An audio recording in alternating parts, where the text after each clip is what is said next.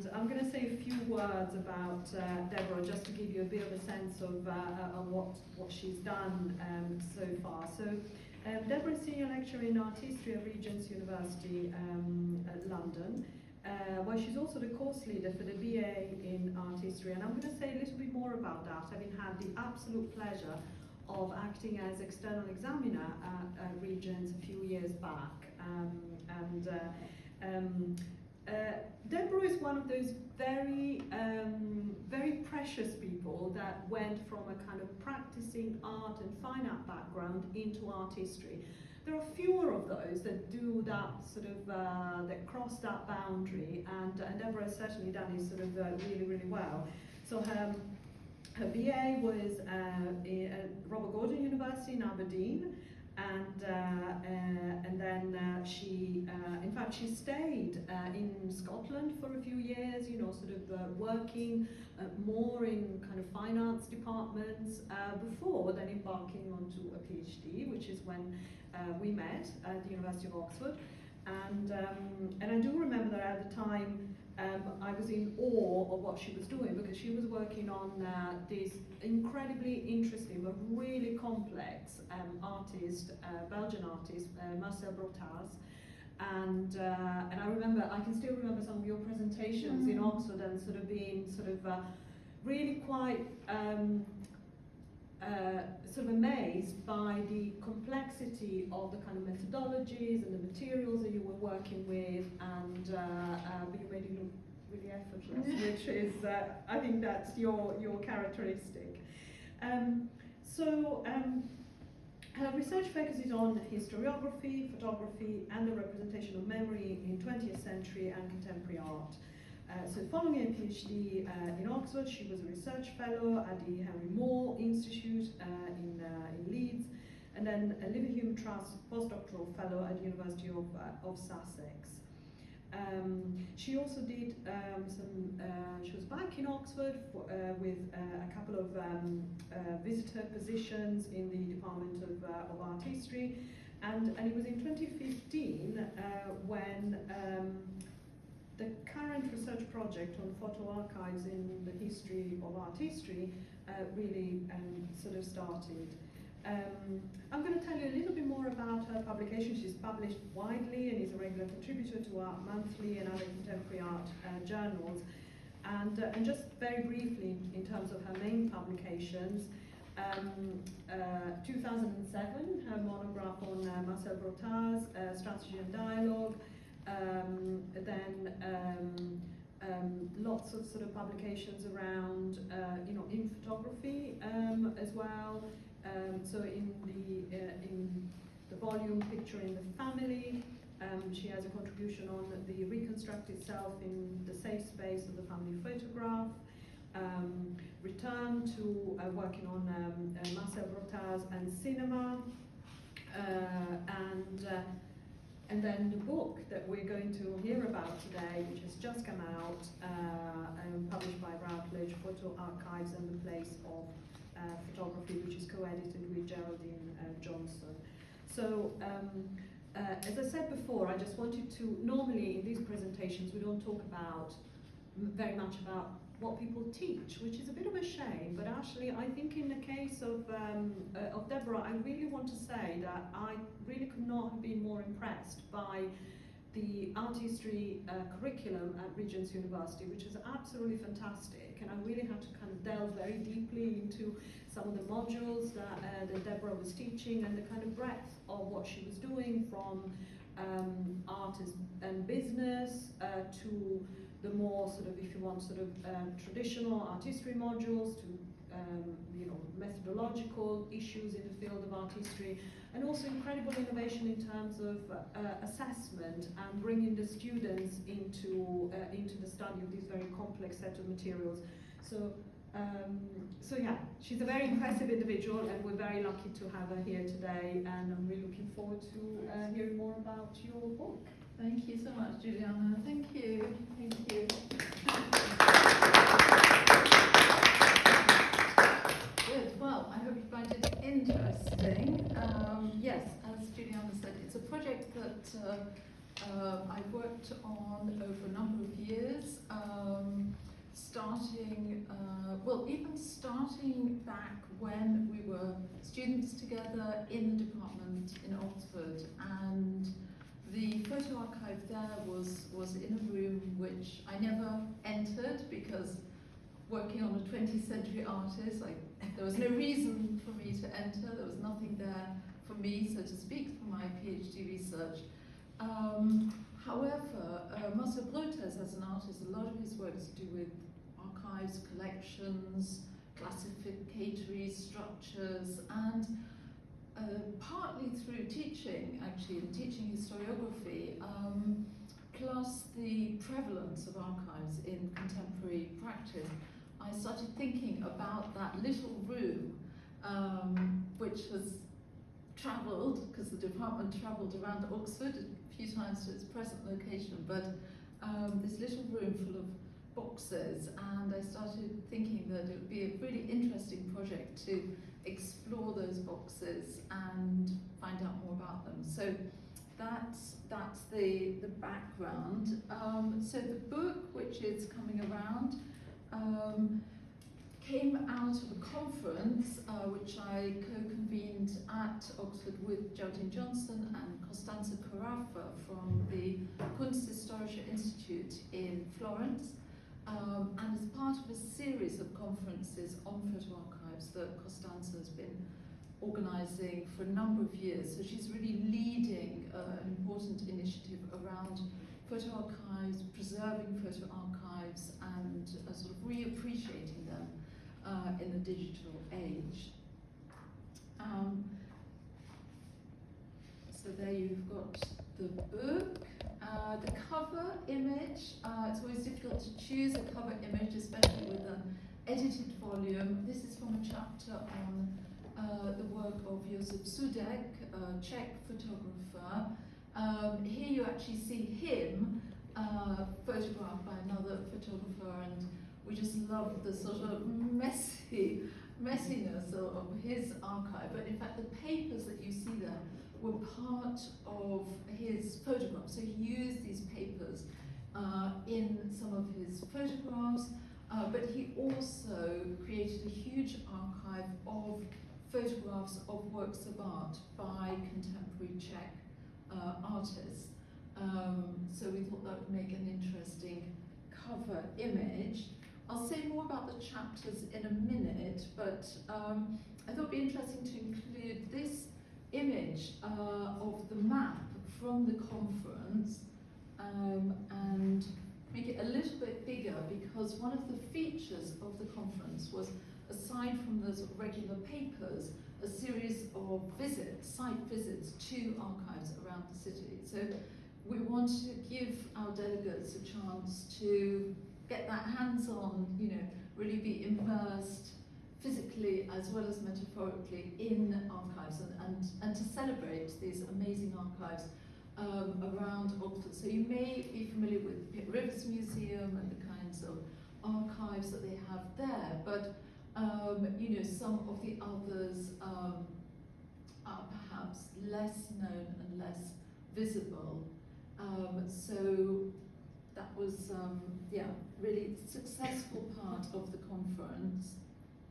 And here I've included images from just some of the chapters. So those conference papers more or less became chapters in the book. Some people couldn't contribute. We invited a couple of others to join us. And we wanted to explore photo archives very broadly, but around this focus on place. So place, we are exploring both kind of physical place of archives, literally, also thinking about how photographs often change their place, they move, they're recontextualized, and how they are archived is also part of how we encounter them. And that ties in with the place of photography in terms of how we value photographs, how we value photo archives, or how we value individual photographs within archives, because individual photographs can easily get lost, hidden within archives, but they also play an important role in relation to other photographs within those archives. So thinking about place both in terms of location, geographical location, the location of the archive, but also place in terms of how we value photographs and photo archives. The archives that were explored are wide-reaching, some consisting of several hundred images, others tens of thousands, even hundreds of thousands if we think of the Kunsthistorische Institute in Florence. Tying in with these themes of place is that sense of mobility. Mobility, as I said, in terms of value, but also the way in which the same images might cross disciplines. So a mobility from history of art to, I don't know, anthropology, to history, to other disciplines, depending on how those images are looked at. We also explored the questions around the digital space, which renders images more visually accessible, but further complicates issues relating to location, as of course the same image can be found digitally in various ways in different locations. So just to highlight and give you a sense of some of the topics, so this image starting here, work around, this is from Costanza Carafa's chapter in which she explores the identity of the Kunsthistorische Institute in Florence, very much a German-led, German-speaking institute in Italy. So it's a lot to do with the importance of Italy in German, not just in German art history, but in German culture more widely, how Italy as a focus, as a destination, as a concept is, and certainly was in the 18th, 19th century, so important in the German-speaking world. And she focuses on the way in which that photographic collection has not just a particular value for German scholars, but also how it relates to a particular perception of Italian culture. And then this image, at the bottom, this is from the chapter by Fred Bohrer, in which he focuses on the collection of photographs from the American mid-19th century painter Frederick Henry Church, who compiled around 6,000 photographs, which informed his paintings around the Mediterranean and Middle Eastern regions. He traveled extensively in those areas with a designated photographer, a man called Peter Bergheim, who was himself German, so there's this very sort of orientalizing lens that's brought to bear on the subject. So you see here kind of early anthropological sort of fascination with Muslims praying, where the people were sort of instructed to show these 4 different poses of prayer. So this obviously would never, it was clearly posed for the camera, that would never happen in actual prayer. And then this photograph by Geoffrey, from the essay, a chapter by Geoffrey Batchen, it's actually a photograph which I wasn't familiar with before his paper and chapter, but it's highly celebrated in Australia.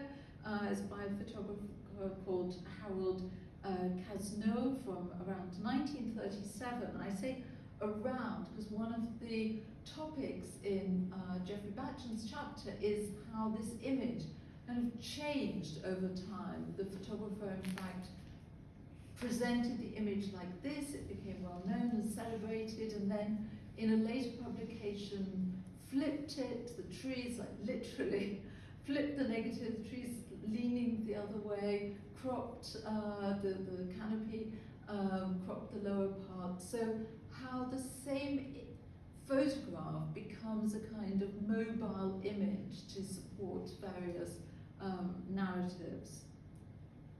And then above that, on the top right, these images are from Emily Lefebvre's chapter on a photo archive of Bedouin life in the Nakab Desert in southern, what's now southern Israel, an archive produced by photographers for the American Colony Photography Department, some of whom were originally from Sweden. So various cultural lenses, again, brought to bear on this archive. And Emily and Shireen Walton, who's, that's an image from her chapter, both come from anthropology. So the disciplines threading through the book, I mean, mainly art history and anthropology, but also people working in more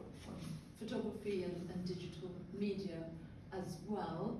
So Shireen's chapter is about a photo archive taken in Iran, in the town of Abadan, a kind of oil city, and it's a collection which was assembled during the 1950s, and the son of the person who'd collected all these images used the internet basically to make this image, put this image in the public domain, and he was fascinated by the kind of very lively response that he got, and this whole cultural sense of belonging to Abadan grew around these images, which sort of supported various memories, nostalgia, but also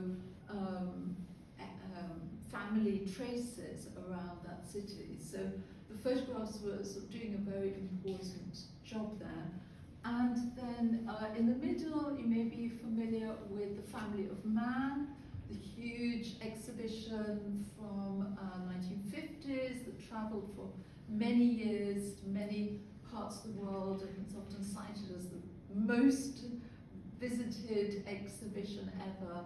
And in his chapter, Shamun Samir explores the images in that exhibition as a kind of collection, discusses how they were presented. You can see here that they're not sort of nicely framed, although there are lots of photographs in the exhibition by top 20th century photographers, but they were sort of treated much more like images in a magazine or newspaper, but on an exhibition scale.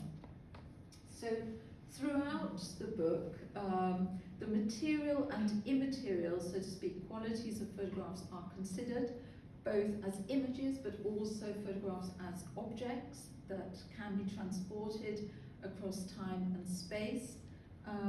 So photographs are flat, two-dimensional images, often viewed either via a digital screen or flat piece of paper, but they're objects which we handle and encounter in various locations. And those locations are, of course, the focus of very much the focus of the book, locations as ways of bringing together images, giving them a kind of relationship with other images in the same collection. So that's just a sort of taste of the book as a whole, and I'm going to go into a bit more detail around my chapter, which is titled Translating the Work of Art, Archives and Institutional Memory in Oxford. So this is, as I said, the project around the photo archive in the History of Art department. And that notion of translating comes from the idea of a photograph as a kind of translation of an image. And you may be aware of, sort of hostility or concern around photography when it emerged in the 19th century, the way in which it was seen to distort images in a way that an engraving was, many people strongly argue that an engraving was a closer copy to a painted image, for example, than a photograph, because when you produce an engraving, you are sort of making an image, and you get into the sort of quality of the image rather than just a sort of mechanical response to light. So my chapter gives quite a detailed study of the history of that particular photo archive in Oxford, which only became a taught subject at the university in 1955, not that long ago, when the first professor of history of art was appointed. That was Edgar Vint. The Vint papers became available in the Bodleian Library while as I started actually working on the project. It was quite a valuable coincidence, and so I was able to draw on that collection of correspondence both to and from Vint, as well as recollections and reflections from his widow, Margaret Vint. I don't know if Giuliana probably remembers her as well. I was one of the people who sort of helped her in that Vint archive, which was also a fascinating experience. So I'm going to focus on this kind of archive, photo archive in particular, and draw out some of the specific qualities that it has. I'm interested in its value today in relation to digital archives and thinking about what it offers that digital archives can't, or digital archives don't. So this is just one image of the room. It's quite difficult to take good photographs of the room as a whole, because it's like, well, a room or a big cupboard, something in between. But you can see these so-called Solander boxes, actually accumulated over a number of years, slightly different colours, but all with this blankness, right? You don't really know what's in them. You get a hint from the little label on the outside, but of course there's a lot more inside the boxes than those labels can possibly tell us. And I came across this quote from Caroline Steedman's book, which struck me as quite appropriate, thinking about the ordinariness or the unremarkable nature of archives. But of course they're not ordinary, they're often extraordinary, but they very much give the appearance of being very ordinary, very dull, very kind of blank. And I mentioned Elizabeth Edwards to some of you earlier, who of course has done a huge amount of research in this area, and she calls these boxes the building blocks of archives, and argues that contrary to that ordinary appearance, they are invisible players and not neutral spaces, because they sort of look neutral with those kind of bland colours. She argues that the form and character of the box are the part of the very nature of the institutional existence of the archive and part of its constitution and meaning.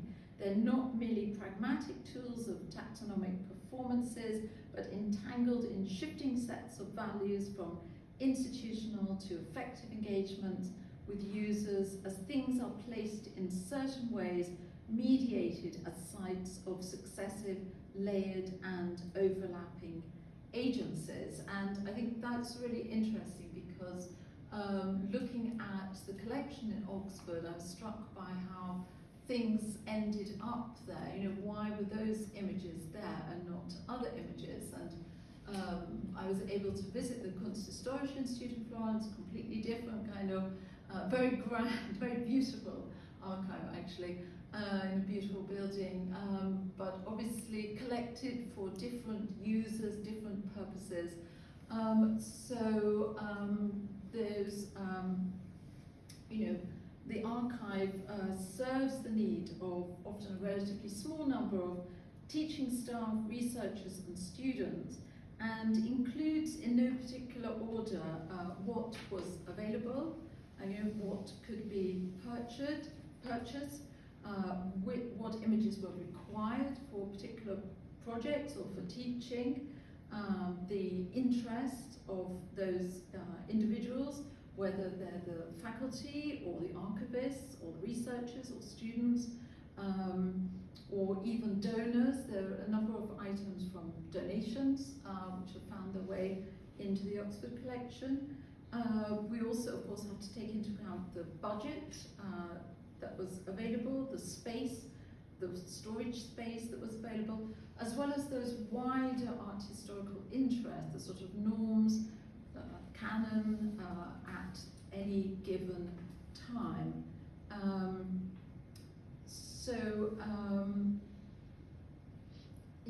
given that one of the main roles of these archives is to facilitate comparative study, collecting a large number of images in specific areas of interest tends to make more sense than trying to be comprehensive. And of course that comprehensiveness is an illusion. So Edgar Windt, when he started commissioning photographs and getting photographs bought for the collection, had certain interests, certain needs, and those were the areas in which the collection grew. And then when Francis Haskell became professor in 1967, he brought his own interests and then his own researchers who became teaching staff and led to other researchers, and other interests developed.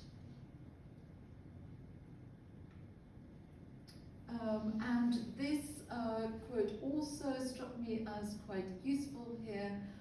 Think about these boxes. Here you see just some of the numerous Michelangelo boxes in the collection. Kelly Wilder, I don't know if you remember Kelly. She was maybe just after you. And she wrote about how each image sinks in among its neighbours, interacting with them, perhaps coming to mean something else entirely as part of a set. So that relationship between images, I think, is really fascinating, whether as part of the comparative study, but also, you know, you can take a box. Well, obviously with these, you're only going to get Michelangelo images in those boxes, and you can see it's pretty much what you'll get. But a lot of the other boxes cover a number of different artists, not all of whom are listed on the outside, and then there's often a kind of serendipity. What you actually find might be quite different from what you're perhaps looking for.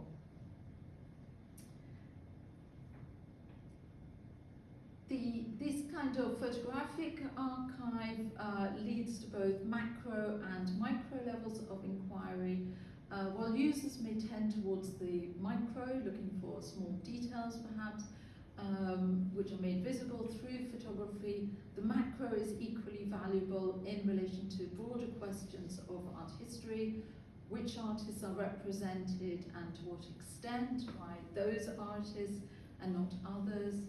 How does the collection develop, and what does the collection tell us about art history in a particular time and space? So there are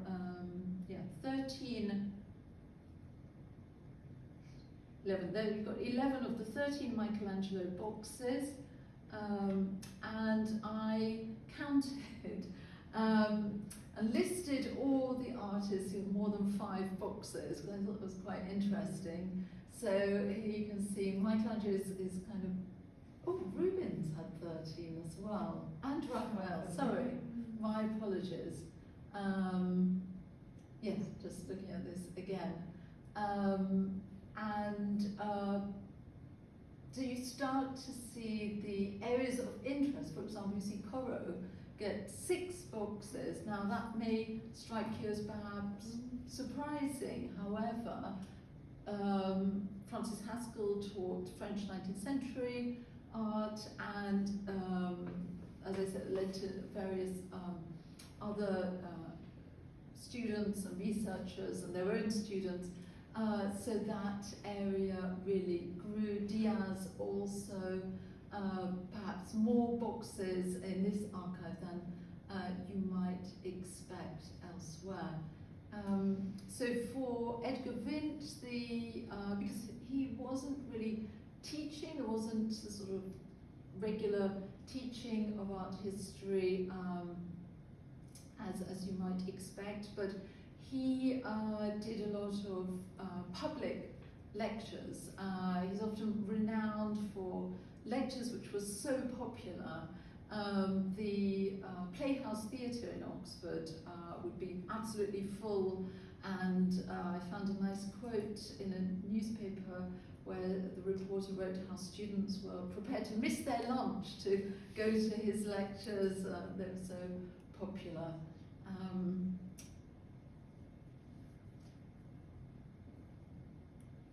This is something which is quite particular in the collection in Oxford, something designed while Francis Haskell was professor. I'm not sure how much of the detail you can see, but it's very much around that collection of French 19th century art.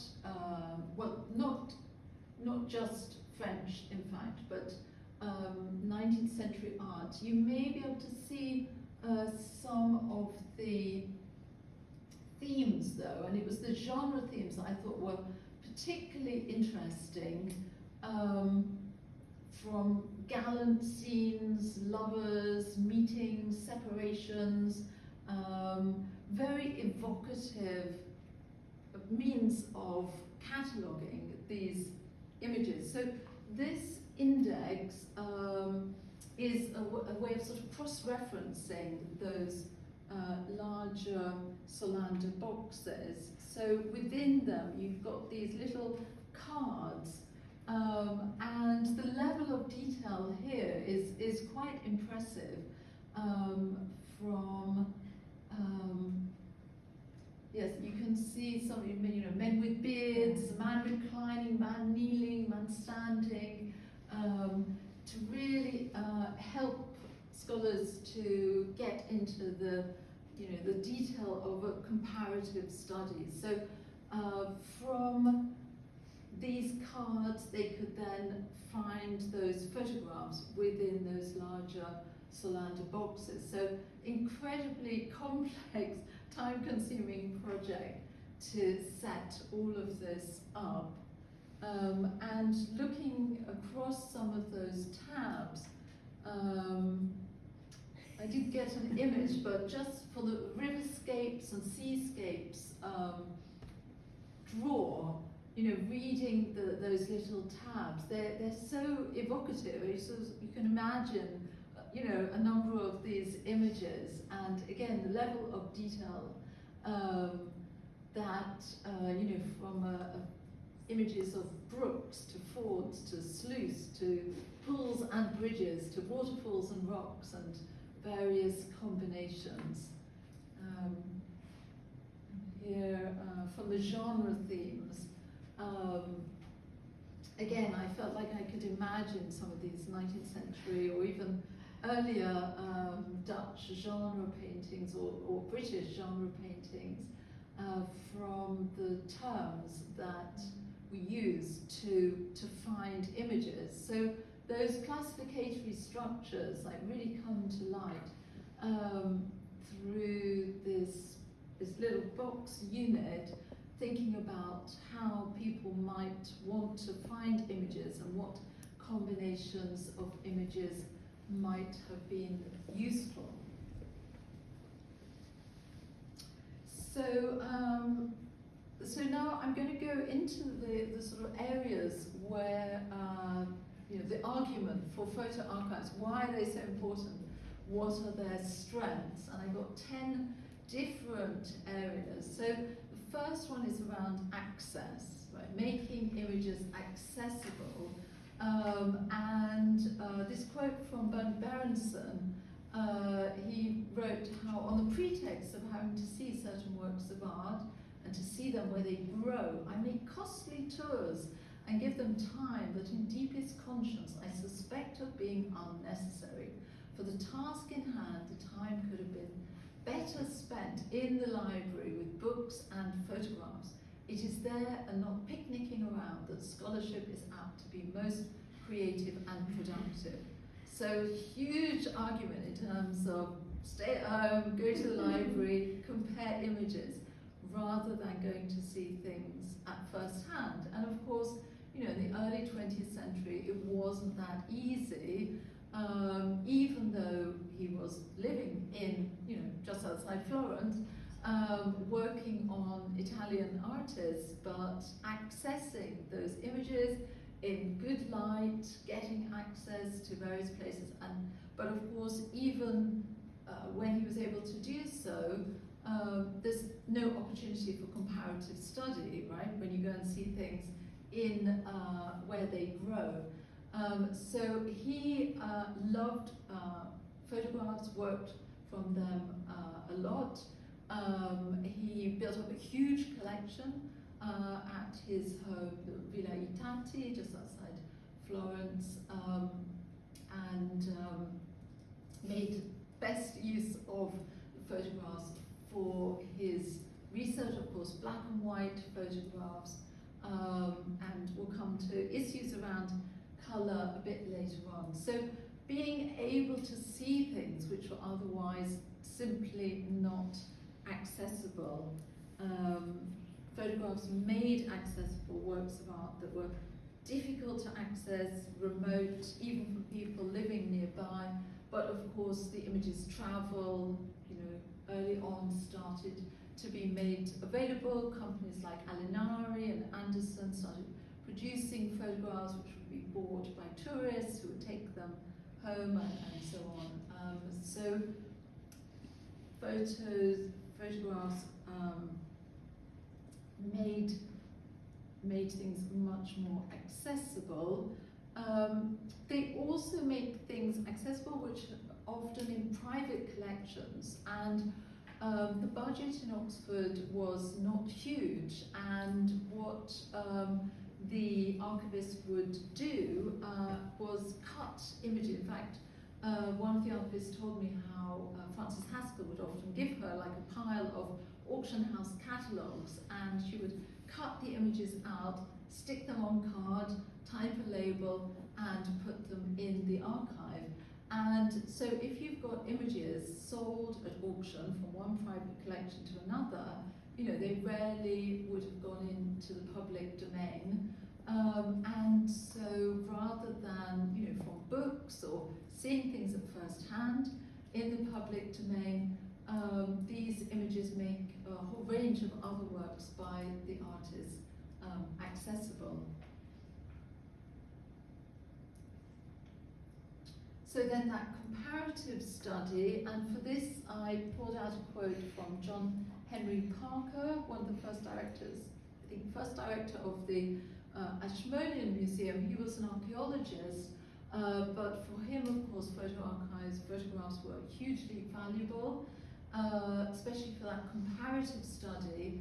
He wrote, "It is by comparing small remains in one place with more perfect remains of the same kind and of the same period in other places that we learn to understand those smaller remains. To carry on this study formally required the power of travelling far and wide, but the art of photography enables us to pursue this study by our own fireside, and sometimes even better than we could do by travelling, because we can place the objects side by side and not have to trust to memory or to drawings which are not always to be depended on." There's quite a lot going on there. I love that image of him by his fireside. I'm slightly concerned about the flammable photographs, but then that value of the comparative study, but also that trust of photography, the trust of a photographic image, you know, when it's of a painting, a two-dimensional object, but when we come to three-dimensional forms, sculptures or archaeology, then of course there are all kinds of decisions that have gone into how that photograph has been constructed, but for him they are absolutely to be depended on, and yeah, found them hugely valuable back in the 1870s, when of course travel was, you know, even more difficult than in the early 20th century. Back to Berenson, who wrote photographs in our work, one can never have enough.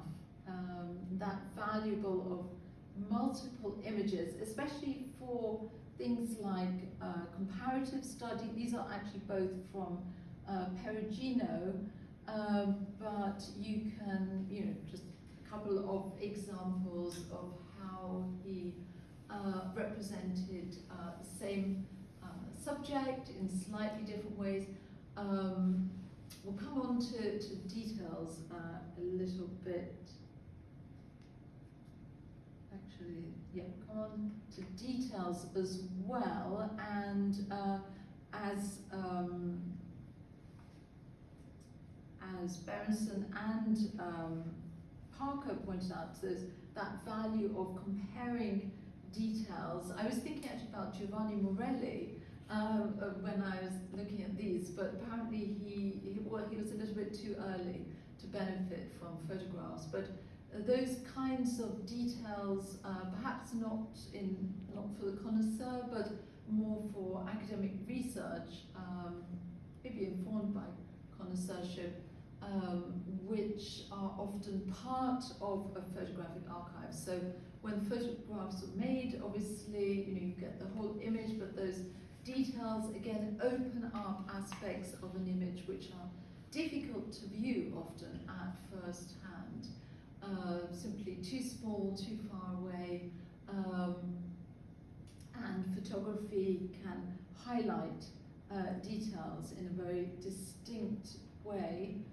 Condition is also something that photographs, obviously especially historic images, offer. These are from Piero della Francesca's cycle, The Legend of the True Cross, which recently underwent extensive restoration, so it doesn't look like this anymore, but it did at one time. And so photographic images, perhaps like if there were images before damage, they would be even more useful for the restoration work. But we can see here actually how the frescoes were undervalued at a particular time and suffered damage, I think during the Napoleonic era, when that church was you know, not really taken care of. So that damage can also, you know, bear witness to various historic events as well. A record of existence, right? So this painting by Gustave Courbet, which was destroyed in the bombing of Dresden, we know it through the photographic images. Even looks to be a pretty good color image.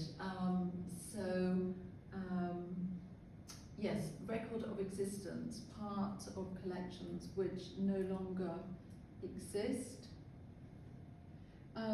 Attribution and reattribution on a number of the cards. You can see how the attribution has changed. So this painting, which you may know was bought by or entered the collection of the National Gallery a few years ago, highly celebrated as a painting by Raphael. You can see how there was doubt at one point. So the label was made, and then there was some doubt around that attribution. Entered the collection of the National Gallery. It's by Raphael. There's doubt again. So the labels can often also testify to how images are looked at, thought about in the past as well. Here you have a couple of other examples. This was originally thought to be by Raphael, then there was some doubt. Now they think it's thought to be by Perugino. This is thought to be by Leonardo. now by Lotto. So the way in which scholarship changes, you've got very visible traces of that research kind of going on in front of us. Inscriptions are also interesting. In fact, the collection in Oxford, people didn't write a lot on the mounts, possibly because it's sort of more kind of not a personal collection, whereas Berenson wrote quite a lot on the mounts around his images, made notes there which are also fascinating, give insight into how he was looking at those images. So that's something which his collections can offer. And then coming on to those limits and distortions of reproductions, firstly in terms of colour. Edgar Winch referred to colour reproductions as les belles infidèles, and of course they remain, unstable even today. Colours change. If you do a kind of screenshot like this, as I did recently, you get all kinds of colours, and so Vint and Haskell and many others prefer to stick to black and white images, which they felt gave the structure, the composition more clearly without the distractions of those unstable colours.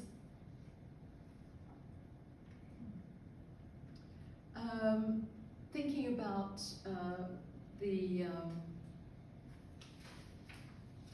thinking about what photographs do, there's also the way in which things are photographed, and Jaime Forflen was very particular about how sculptures would be photographed.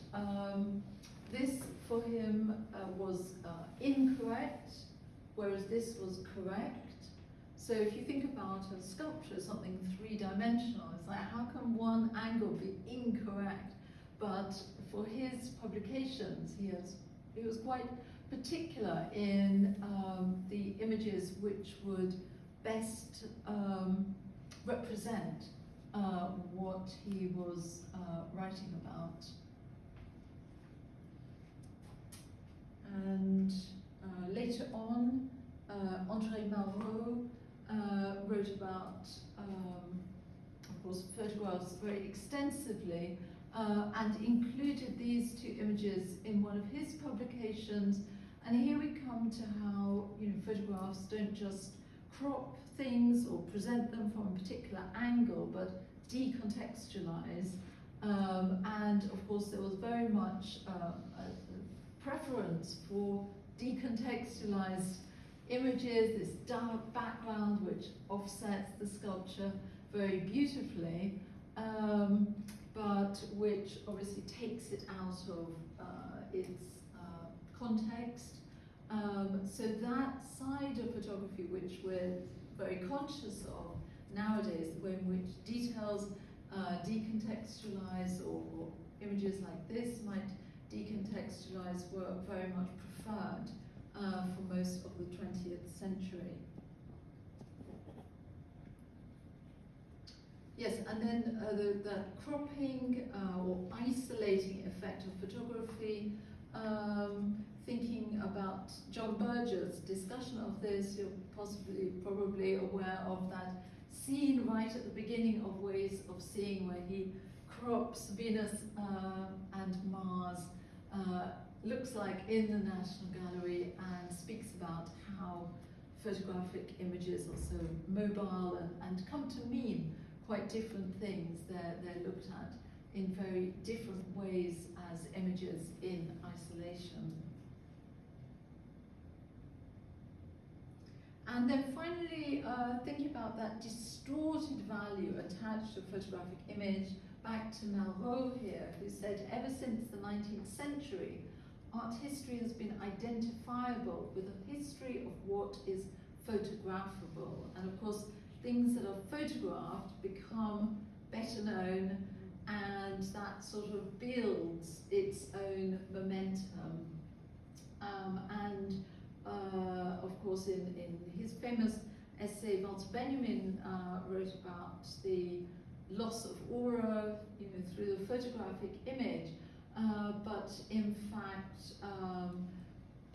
the evidence shows that it's quite the opposite, that things which are photographed become, and it's not just photographed, but where those photographs circulate, gain, well, perhaps a different kind of aura, become sites of sort of destination, things to see the original of the photograph.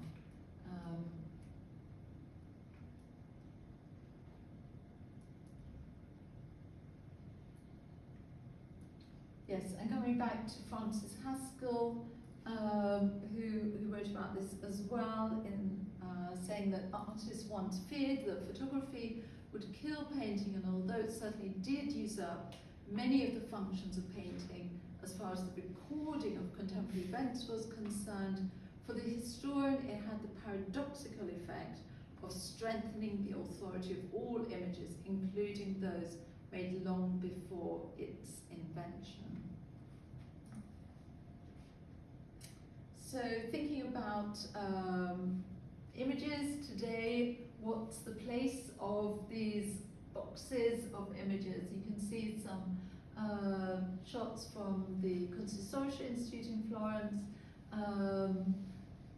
doing what people have always done with these images, take them out of the boxes. We can look at a few images on a PowerPoint, but you can look at even more at the same time around a table, moving things around, discussing them, holding the images, engaging with them in a whole range of different ways. So I think that within the digital era, photo archives sort of take on a new quality, whereby, of course, digital tools can be very useful in accessing those images. A lot of photo archives have been digitized, and there you can sort of cross-reference using various keywords to find related images, but you can also do it in a physical space, and with other people, and those conversations can be very productive. So I will leave it there. Thank you all very much for your attention. Thank you.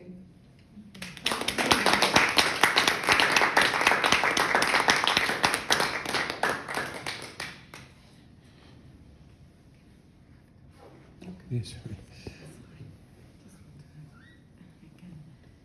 Thank you so much for an absolutely fantastic presentation. I mean, I was scribbling away madly at lots of things that I'd like to ask you. Do we have time, James, for a few questions? And well, I suppose over to your colleagues for any questions before I abuse my position and ask my own questions. But I'd like you to start us off. Yes. Thank you very much for that fascinating presentation.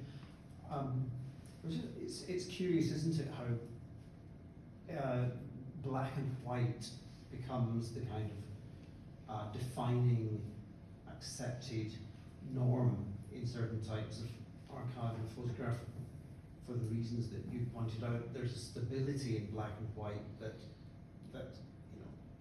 I mean, I can remember as a student of art history consulting the slides in the slide library, and invariably the colour was completely wrong, wasn't it? Those things, they didn't have any colour stability. But thinking about that act of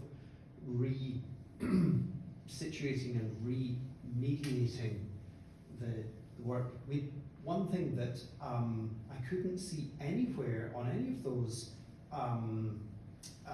archival reproductions was scale. No, and interestingly, date. which I always find bizarre, but no, the scale, nor date, no, not mentioned. Which is Very a good. remarkable omission, isn't it? If you Yes. consider, yes, you can sit by your fireside looking at two images, but one in the flesh, as it were, could be so big, and the other could be infinitely vast. So it's curious, isn't it, how these norms are established, and then they become the sort of the way that people archive material. But in a way, that tradition of archiving is itself something that becomes a kind of practice, doesn't it? It becomes defined by its own norms and its own practices, and then that just, in a sense, becomes a subject of study in its own right. But one can sort of lose a sense sometimes of the omissions or the Yes, the gaps. definitely, and then that decontextualization, right? When the scale is not even mentioned, the photographs become things in themselves, Yes. and are quite detached from those original places. Yes, very good point. Yes, thank you.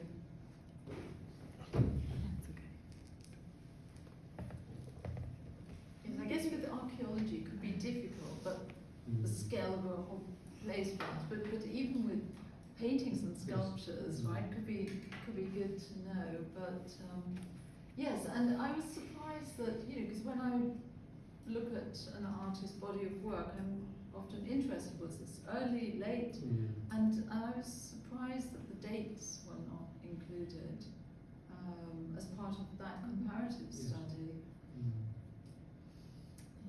But then you had all those absolutely, truly remarkable and fascinating classificatory sort of structures, which seem to be, again, they're of their time, but again, become then an object of study because it's a particular framing also of of how you would look at the images.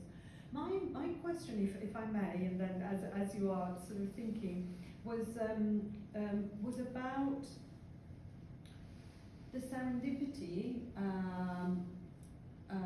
of looking at the images.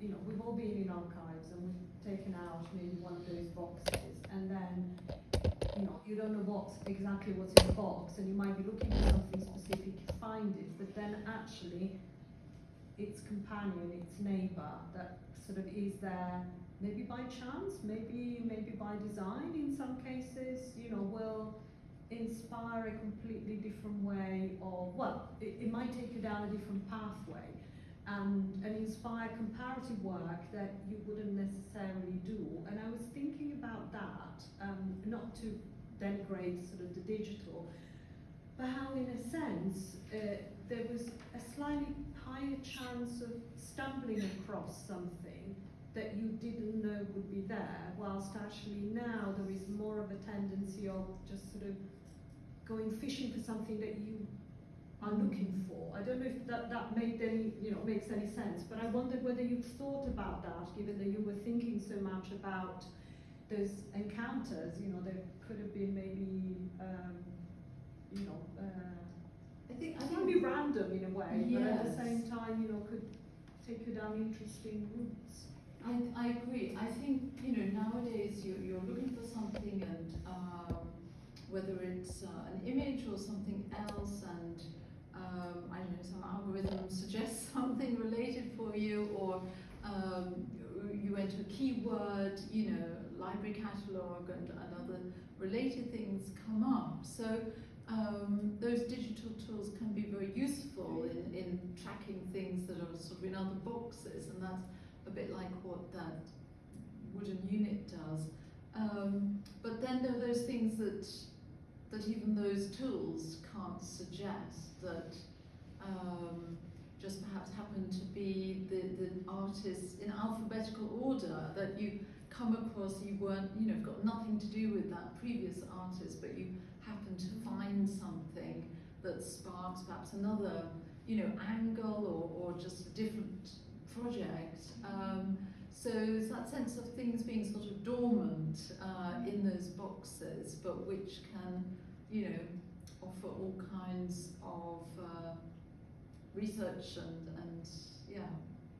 areas of knowledge to be explored. Yes, I think the digital tools are obviously very useful in many ways, but it's a different kind of chance. It's like when you go to the library and you can pick books off the shelf, right? Sometimes you find things. Again, of course, that's about how those books have been shelved in the first place. If you go to, the Warburg Institute, you've got a completely different kind of library system going on there.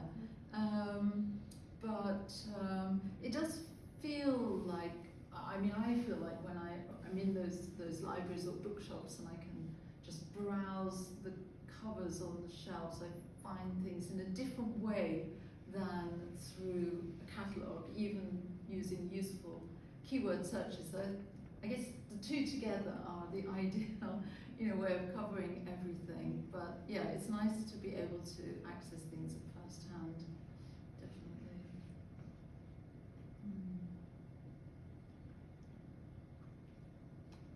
Deborah, can I just ask you about the question of different sorts of engagement? You talked about the institutional and the affective engagement with that whole sort of boxing of photographs of art. And I can see the institutional classification as sort of reflecting, the tastes of the dons at Oxford. And this is very much a male art historian tradition, isn't it? And it's not just Oxford, there's Merrill and Paris, claiming ground as a sort of 20th century kind of magician, bringing together, his reproductions and postcards and what have you. There is much more clear, I suppose, what the affective is, because, he's sort of claiming a certain role and a sort of an exceptional role. But I just wonder, in terms of Oxford and the institution, where does the affective come in there? What's that sliding scale of the institutional, the sort of ideological classification of that particular place of the archive and in those places that you outline? How does that sort of measure up against the affective? How would you define the affective here? What is it? Sorry. I'm not sure. I guess I haven't really thought about that.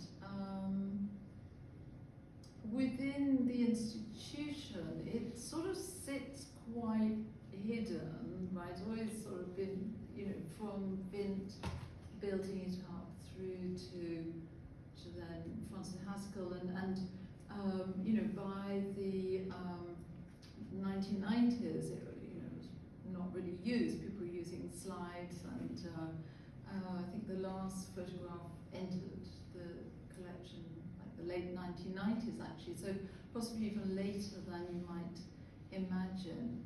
I'm not. What do you mean by the affective? Well, I'm asking you because I just noted it, the affective. That means all sorts of things, but also means very little unless it's kind of defined or theorized to some extent. And so I just wondered what you were, how you were using that term.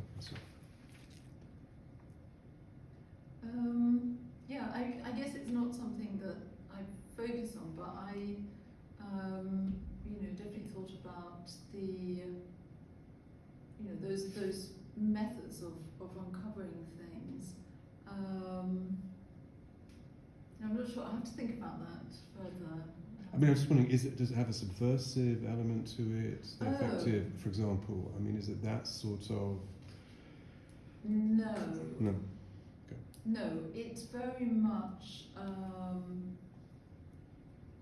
You saw the headline acts. The biggest number of boxes. There are a few surprises, but they're not very surprising, I suppose, in the bigger scheme of things. It's so I suppose here is more.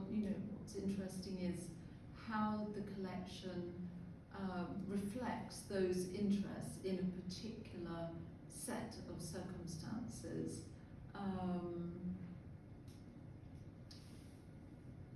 So yes, rather than it containing images that may like go against the canon or be more unexpected.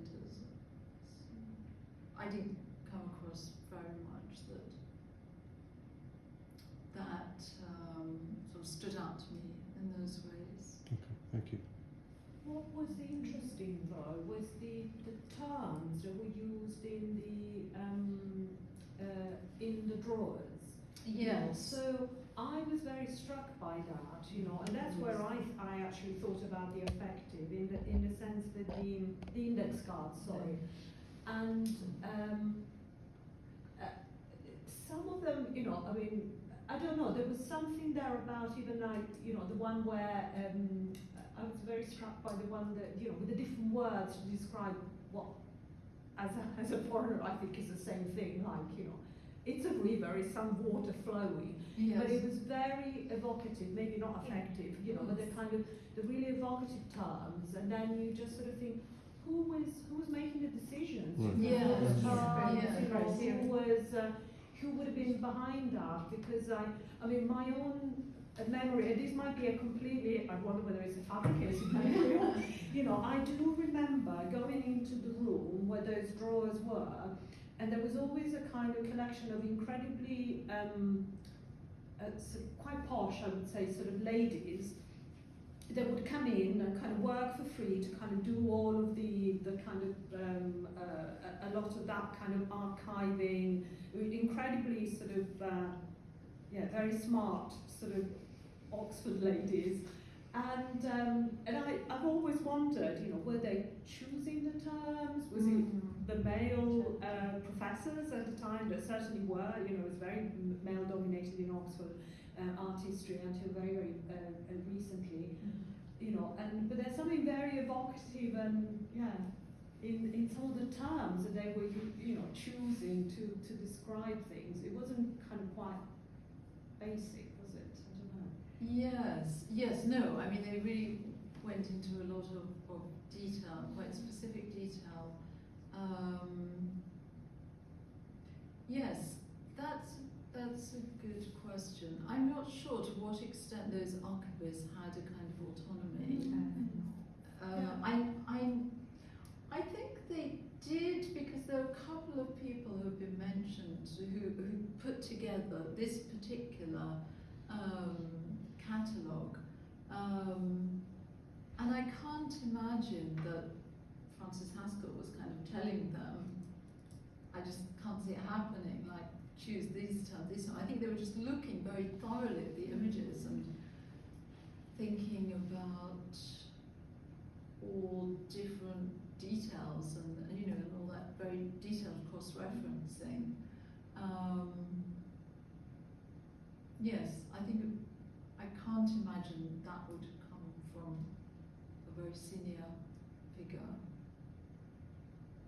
They'd be too busy with their own things, right? They'd be doing something else rather than the cataloguing, I would have thought. But maybe had an input. Yes, that's a good question. Okay. There Yeah. might be a degree of agency that we kind of almost like don't associate with that type of work. It's really interesting. Yes.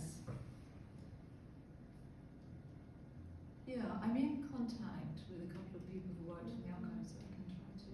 That's a very good question. Thank you. I was going to ask you, out of interest, if we just go back to the previous slide. Oh, sorry, no, it was a slide with the themes on, the genre themes. I mean, how many, out of interest, are there? I mean, themes that are sort of part of that classification process. I mean, those are that's a sort of applied culture. Okay, I mean, there's torture, the guillotine, and hanging, but we haven't got violation, rape. I mean, Rape is there. Oh, it is there? It's not. I saw that actually on theme. Here's was it somewhere, or maybe the previous one? I did think here. Okay, I couldn't see that one. Actually, Okay, that's good to Just know. above conversation piece. Nice and interesting neighbours. But then when you go around the National Gallery, I mean, I remember going round once with young children and not actually realising that you think, I'm really not in the right place. Yes. Because, you know, but yeah, it was, you know, the violence of religious art in particular, you know, the Italian Renaissance art is just quite extraordinary. Yes, yes, that's a good point. Yeah. Of course, the violence of taking the photograph, you know, that in itself, in certain circumstances, is a form of violation, isn't it? And you know, the status of the photograph as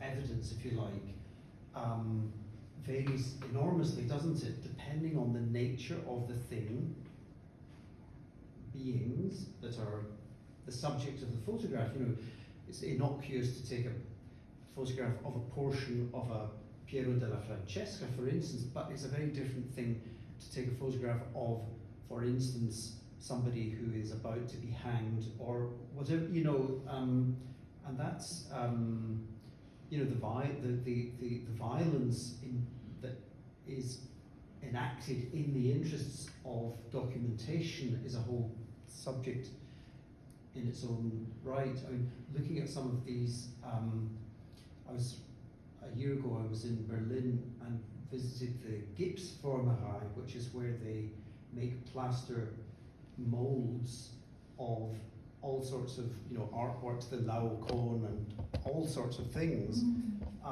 But there was a wall of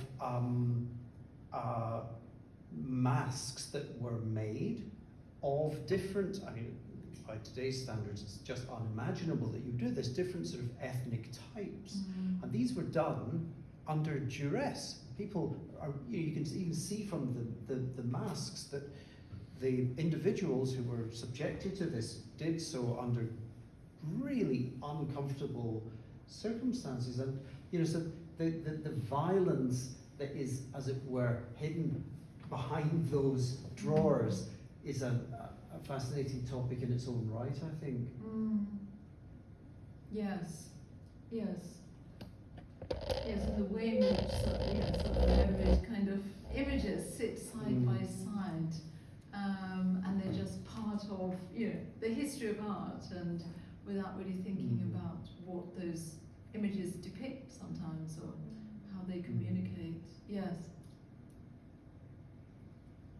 I mean, arguably that image that you have there is a violent image. I mean, it's that sort of classifying and what's included and what's excluded, and you know, it's on one level absolutely kind of that's the canon in process, but that's such a statement, isn't it? I mean, those lists have been selected, have been agreed, and it's you have to open them up, you have to put them back. I mean, it's just all very, it's policed and it's violent. I mean, that's how I take it. I mean, I know one can use them without feeling that, but also to see it like that, and thank you for showing that. For me, I find that a very violent image. Well, it's like it's a statement, isn't it? Because it has that sense of order and orderliness and sort of fact, right? It makes things a fact. This is how you see this image. So it brings a kind of sort of supposed objectiveness to something, and but embeds it within culture and reinforces those particular cultural perspectives. But definitely of interest for the researcher or the people who study photography to look at the criteria from how these archives were and are still built, so put together also the indexical nature of photography. So to understand if there are any, perhaps, even under forms of notes or sketching information about how these criteria were put together by maybe archivist or the director of the archives. Have you ever found any sort of list of, you know, Not really. It's pretty. of how the archive was thought and produced, and perhaps still currently, you know. Yeah. The question is, I find it extremely interesting. You mentioned the fragmented nature of photography, how it is interpreted, and the portable nature, the mobile nature, the translatable nature, and then the difference of how nowadays us researchers approach the digital archive and the actually digital nature of the research, because obviously we all have presumably the privilege of going maybe da dilettati. I had the privilege of working in those archives, amazing. But mainly we do our researches and study, first of all, through a digital format. So to bring the two together is a real problem nowadays, and also attractive and fascinating and challenging. But from there, that cabinet there, to what we do nowadays with digital tools is very, very different. And still maybe the same criteria that applies to that kind of list, it does apply nowadays with the sort of criteria of how digitizing the new, you know, the archives of the same photographs. Definitely. And I imagine that you explore these problems and issues on one of your chapters in the book, Yes. which is specific on the digitalization of the photographs now, Yes. the digital archives. It's fascinating, really fascinating, on the construction and the production of the archives, Exactly. which is still a mystery sometimes. Or whether it's Produce speculation, and but we don't know. Yes, whether it's a physical archive Physical or archives or digital. Yes, exactly. All kinds of decisions that we make. Although the digital archive nowadays, especially in Italy and for some specific category of photographs that I deal with, the propaganda, for example, photographs, or the photographs in media, they have apparently tried to be uniform under a certain category of criteria that applies at national level. I don't know whether these and have labels according to specific criteria, trying to make it more homogeneous and not so fragmented and difficult to grasp a criteria. Thank you very much for all the themes that you have touched today. That Definitely. also raises questions: where do those kind of definitions and Definition, exactly. criteria come from? Absolutely. So Thank you. We have one last question. I wondered if you could say a bit more about this image on the cover, because I'm struck by the fact that it's very different to that one. Yes. And it's sort of, I don't know, The I would want to messiness. pull some of those drawers out and have them left like that sort of thing. So, Yes, yes. Also, this is Sujek in his home/studio, and he would use this sort of paper. It was described as kind of paper that meat was wrapped in, like a sort of greaseproof paper, I guess, which he would use as part of some of his photographs, more like his own photographs. So on the one hand, he was making these photographs as a kind of artist, but also photographing existing works of art and for different artists and institutions.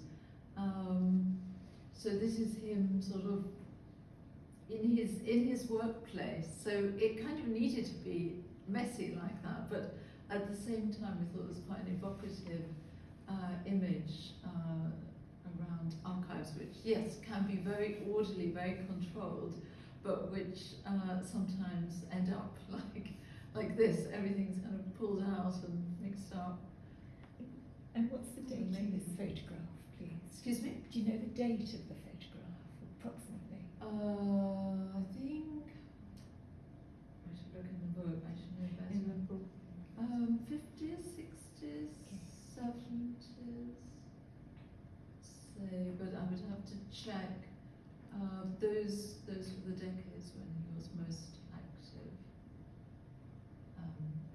Top of my head, but yes. Thank you. No, that's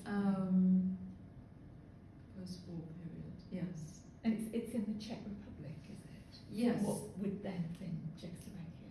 Yes, and his photographs, actually, what that chapter by Katerina Mastrova discusses is how after he died, those photographs actually ended up in different archives. So the photographs which were the sort of fine art photographs ended up in one place, in one archive, right, and those of works of art ended up somewhere else. So his whole body of work was split depending on how those images were classified. So we, or she, had to access various archives, but there's been a huge amount of work in Czechia around his photograph and some very nice publications. Yeah, going into quite a lot of detail. So his archive is or those various archives are quite accessible.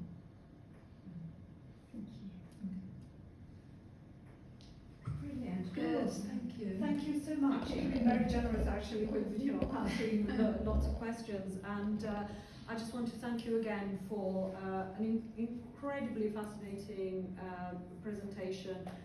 I think the whole book and then your chapter as well as a kind of sort of example of close reading and really sort of putting together lots of really interesting threads, and something that perhaps we don't think about enough. I mean, we do a lot of thinking about the archives, don't we, in cultural studies, in art history and in modern languages, but sometimes actually thinking about that sense of place, both in kind of sort of more philosophical terms, but also in a very kind of physical way in which we deal with these objects.